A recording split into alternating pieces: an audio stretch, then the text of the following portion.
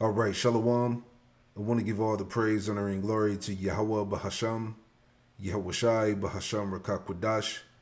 Double honors to the apostles and elders of Great Millstone who taught me this truth. Shalom to the hopeful elect. The world ahead 2026. And again, what are they trying to tell us through this photo? It says the World Ahead 2026 magazine cover, published by The Economist, shows they expect war, pestilence, and financial collapse next year. You see? Jeremiah chapter 28 and verse 8.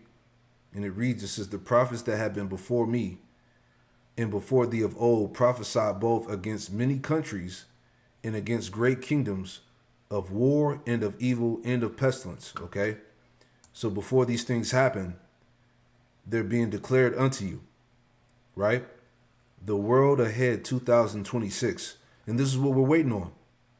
All right. The scriptures talk about, looking for and hasting the coming of the Lord. This is the spirit that we're supposed to be in.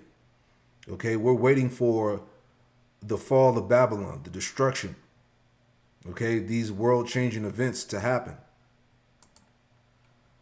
This is 2 Peter 3 and 10. But the day of the Lord, Yahweh Shemel Shah, will come as a thief in the night, in the which the heavens shall pass away with a great noise. All right, that's when those nuclear warheads hit the earth. And the elements shall melt with fervent heat. The earth also and the works that are therein shall be burnt up. Okay, this place is going to go out by nuclear fire on this side, man. That's the second death.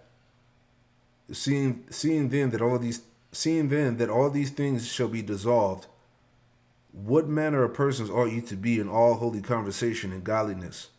The point, verse 12. Looking for and hasting unto the coming day of our power. See that? So again, this is the spirit you're supposed to be in. Okay? We're looking forward to this world ahead, man. Okay? We know that they're going to forward that the MOTB system. It could be the year, man. Okay, each year that passes by, we're looking forward to the destruction and the return of Yahweh Shem Yahushai. Okay, a lot of things are in store. Okay, 2 Peter 3 and 12, looking for and hasting unto the coming day. Looking for and hasting unto the coming of the day of power, wherein the heavens being on fire shall be dissolved. Wherein the heavens being on fire shall be dissolved, and the elements shall melt with fervent heat. Nevertheless, we, according to his promise, look for new heavens and a new earth, wherein dwelleth righteousness, the kingdom. Wherefore, beloved, seeing that you look for such things, be diligent, that you may be found of him in peace, without spot, and blameless. All right, so again, all these things that they're showing you, hey, Lord willing, it goes down. The Economist has released its highly anticipated World Ahead 2026 cover. And, as always, the internet is buzzing. From symbolism and hidden clues to bold predictions for global politics, economics, and technology, this cover is packed with details people are already trying to decode.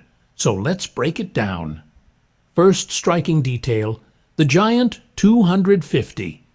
Many viewers believe this massive number is not just a design choice. It represents the 255th anniversary of the United States. A reminder that 2026 marks a symbolic turning point for the world's most influential nation. But the symbolism goes deeper. Some online theories suggest the 250 is also a warning that America is entering a new era of instability, division, or global competition. Others think it symbolizes a rebirth, a reset, a chance for the U.S. to redefine its role on the world stage. Next important detail is the cluster of military imagery. Tanks, missiles, fighter jets, all packed into the cover. This has sparked rumors that new geopolitical tensions may rise in 2026. Some speculate the cover hints at a new Cold War between major powers.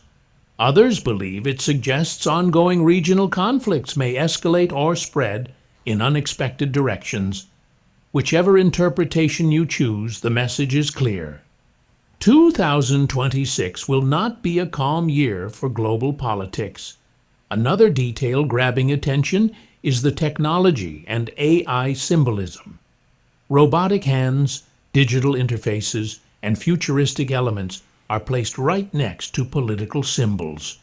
Many online analysts say this represents the rapid integration of AI into economic and military systems. Some even suggest The Economist is hinting at AI-driven elections, automated warfare, and a global economic shift powered by advanced technology. Whether you see this as exciting or alarming, bear with me. it's hard to ignore how central technology has become to global power. Another hidden clue is the presence of syringes and biotechnology imagery. This detail has fueled speculation about future health challenges or breakthroughs. Some believe it warns of new pandemics. Others think it points toward revolutionary medical technologies, gene editing, synthetic biology, or new vaccines. The Economist rarely adds medical symbols without intention, so this detail is worth watching closely. A further detail is the financial symbolism scattered around the cover. Currency icons, market charts, debt references. Many commentators feel this is a warning about global financial instability. Some analysts argue it hints at a global recession. Others think it suggests that wealthy nations, especially the US and Europe, are living beyond their means. And 2026 may be the year the debt problem becomes unavoidable. Final big detail, the overall chaos of the composition. Nothing on the cover feels calm or orderly. Everything overlaps. Everything competes for attention. This has led many to interpret the cover as a message that 2026 will be a year defined by complexity, where crises overlap and global systems face pressure from multiple directions at once. The Economist may be hinting that we're entering a world where politics, technology, war, health, and economics are no longer separate topics, but deeply connected parts of one unstable system. In conclusion, the 2026 cover is bold, chaotic, symbolic, and full of clues. There you go. You know, that's the let me get that real quick. You know what we were hearing, you know, the rumors and things like that. Okay? Any day now, man. Right? Jeremiah 51 and verse 45, my people, go you out of the midst of her and deliver ye every man his soul from the fierce anger of the Lord, Yahweh Shem Yahushai, and lest your heart faint and you fear for the rumor that should be heard in the land. A rumor shall both come 1 year, and after that, in another year should come a rumor. All right, so these are the rumors of what? Of violence, destruction, okay, economic instability, financial collapse, wars, pestilence, right? It says, in violence in the land, ruler against ruler, all right? Civil war and world war, okay? All these things are in the forefront now, okay? Let's get into this too, just to add on, all right? This came out today, December 10th, 2025. It says the U.S. could potentially end up fighting Venezuela, Colombia, Mexico, Russia, and China all at the same time. Okay, it's a wrap, right? Obadiah 1:1, the vision of Obadiah, thus saith the Lord power, Yahweh Shem Yahushai, concerning Edom.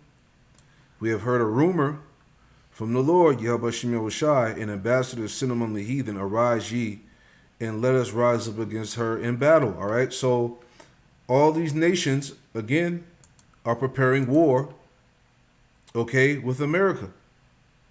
All right, let's see what we get out of the summary here. You know, let's see what we get. Bear with me. Okay, it's getting hot and heavy, man. Okay, so this is summary of geopolitical tensions and potential conflicts. It says the author asserts that while 2025 has been a year of war, Ukraine, Iran, and Gaza, 2026 could be far worse, warning that the U.S. could potentially end up finding Venezuela, Colombia, Mexico, Russia, and China all at once. All right? And it goes into Venezuela regime change. Okay, we're not going to read all that. Internal backlash from Venezuela action. Let's read this. It says China would be absolutely furious because it imports a tremendous amount of oil from Venezuela. And the country has borrowed tens of billions of dollars from China. Russia has very close ties. The USS Stockdale intercepted a sanctioned Russian tanker Seahorse near the Venezuelan coastline, forcing the vessel to conduct a U-turn which demonstrated the vulnerability of Moscow's shadow fleet, deteriorating relations. Overthrowing Maduro would cause U.S. relations with both Russia and China to seriously deteriorate, and that's what's going to happen. This is what the Lord wants. You know? 3 potential strikes on Mexico and Colombia. All right. Escalating world conflicts. China, Japan, global opinion. We'll read that and we'll get to the scriptures. It says the author warns that going to war with Mexico and Colombia will make the U.S., quote, the bad guys globally. Citing recent protests in Guatemala where an effigy of President Trump was set on fire, man. Hey, these nations they're done. They're done with America, man. Right? Jeremiah 51 and 6, flee out of the midst of Babylon and deliver every man his soul, be not cut off in her iniquity. For this is the time of the Lord's vengeance. He will render unto her a recompense. Her, Babylon, the great America. This place is about to get rewarded. Babylon have been a golden cup in the Lord's hand. They made all the earth drunken. The nations have drunken of her wine. Therefore, the nations are mad. And see, the nations are mad. Okay? They no longer want to do business with Babylon. Okay, as I talked about before, these nations are isolating themselves both from America and Israel, man. Okay? These nations have seen what, democracy has done to their nations. Feminism. Okay? The Western way in general. How that mindset, that philosophy, that way of living has destroyed nations, man. Okay? It's all coming out about America, man. So now these nations are prepared to go to war. These nations are mad. Okay? They're ready to get after Babylon, man. As we're talking about, as we enter into the year of 2026. Okay? It's about to go next level, as I've been talking about here, right? And with that being said here, that draft is coming. Let's get into that too. I saw this earlier, okay? Because the draft is coming back in style. U.S. military draft in 2025, women included, all right? And we know that we're approaching the end of 2025, but still, with all these things going on, right? That draft is coming, okay? Well, guys and gals, looks like you better lace up your boots and get your war faces on because they are bringing back the draft.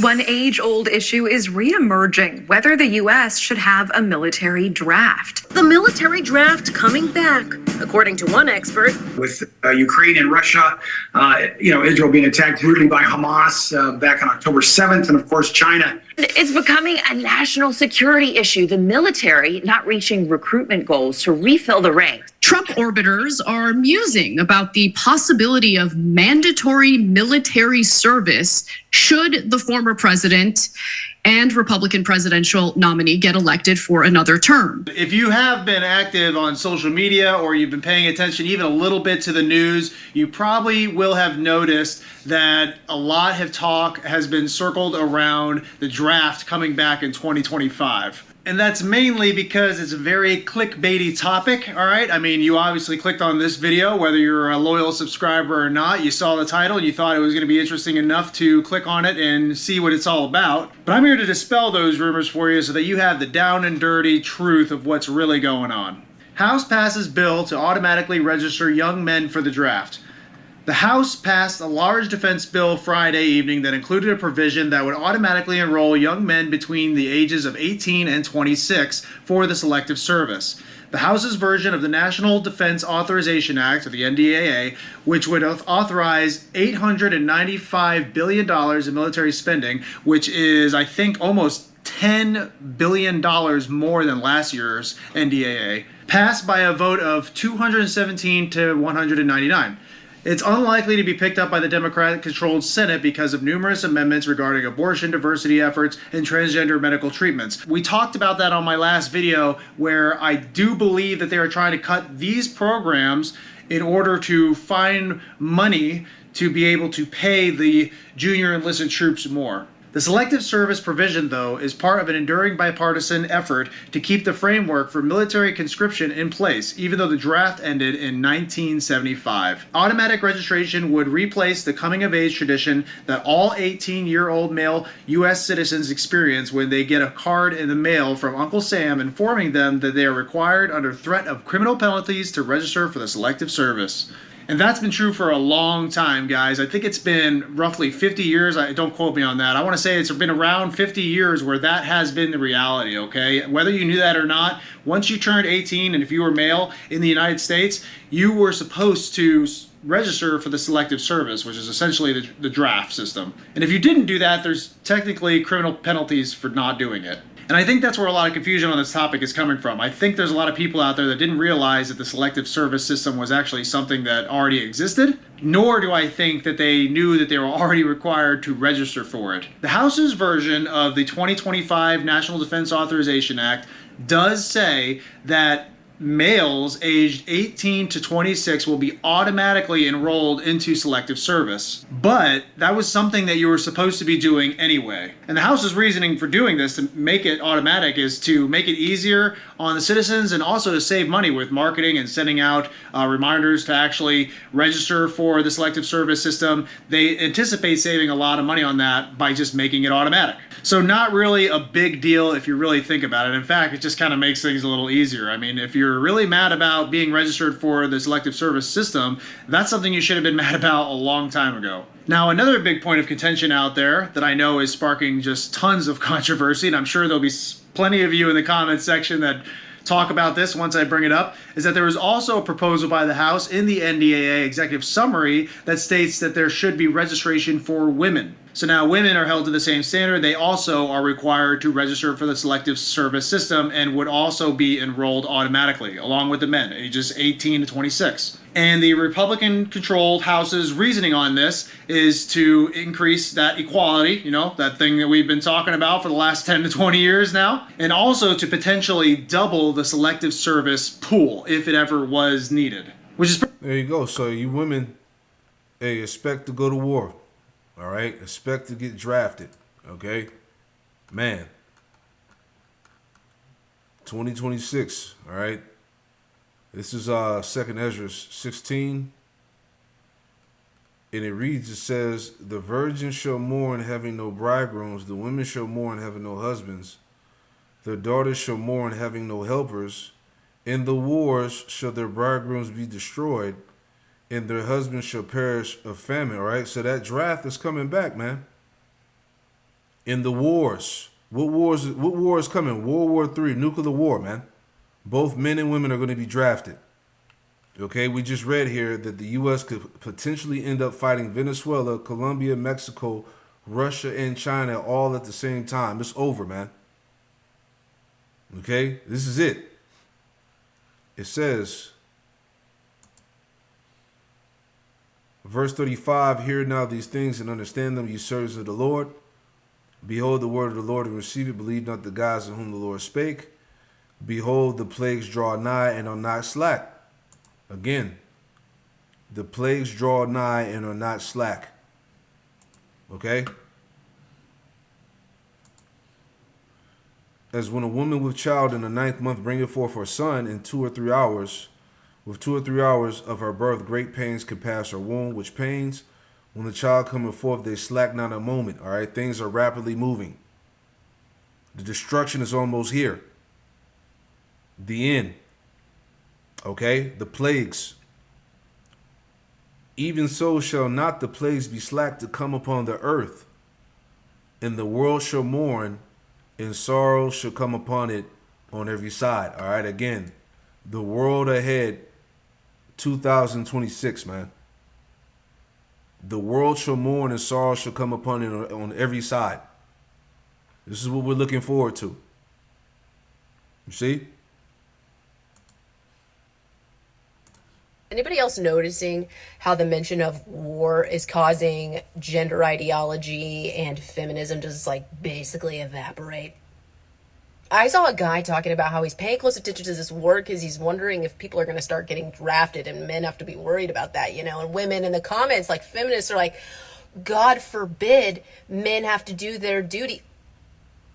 Now it's not toxic masculinity. When it comes to dying on a battlefield, we're all good with that. But any other time, it's this toxic masculinity. Like, now it's God has a design. We are all created differently. Women can't do what men can do. Yeah, I guess when it's going to cost you your life, your ideologies change real quick. Anybody else noticing? There you go, man. So you women going to be out there on the front lines.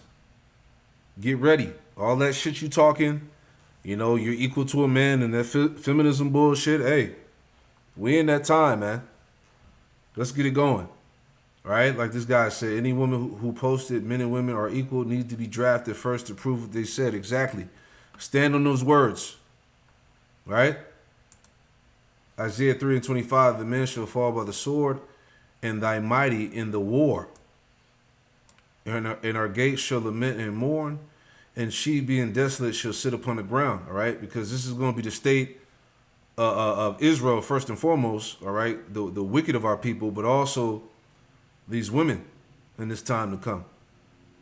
All right? So there ain't going to be no more feminism and gender roles and all of that madness. Like she was talking about, you know, in the time of the military draft, when they start drafting you men and women out here. All right? So, again, it's a lot to look forward to, man. This shit's going to be crazy. All right? But this is what's coming. Shalom.